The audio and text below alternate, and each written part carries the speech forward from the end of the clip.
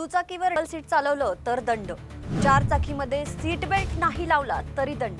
पण मुंबईच्या लोकल ट्रेनमध्ये किती लोक चढणार, किती जीव धोक्यात जाणार आणि याला कुठलाही नियम नाहीये, कोणतंही लिमिट नाहीये। कोणती जबाबदारी, कोणाची जबाबदारी? हजारांच्या वर माणसं एका डब्यात कोंबली तरी रेल्वे प्रशासनाला फरक पडत नाही। रेल्वेच्या या भंगार कारभाराला कोण उत्तरदायी आहे? या देशाची सर्वात मोठी रेल्वे व्यवस्था, पण डब्बे 1980च्या जमान्यातले। सिग्नल यंत्रणा झोपली होती का? प्लॅटफॉर्म अपुरे, डब्यांची संख्या कमी आणि व्यवस्थेचा गर्भ श्रीमंत भ्रष्टाचार मात्र भरपूर। यावर कोणी बोलणार नाहीये का? कारण या ट्रेनमध्ये मरणारे सामान्य लोक आहेत। ना त्यांना नेता ओळखतो, ना मंत्री, ना मीडिया। दररोज 8 ते 10 माणसं मरतात, रेल्वेच्या लाईफलाईनवर नाही तर डेथलाईनवर। आणि तरीही चौकशी मात्र होत नाही। कोणती जबाबदारी नाहीये, कोणती भरपाई देखील नाहीये।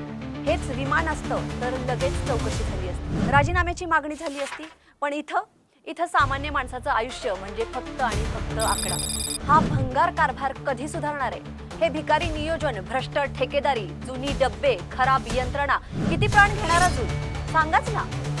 सामान्य माणसाच्या जीवाला खरंच काही किंमत आहे का?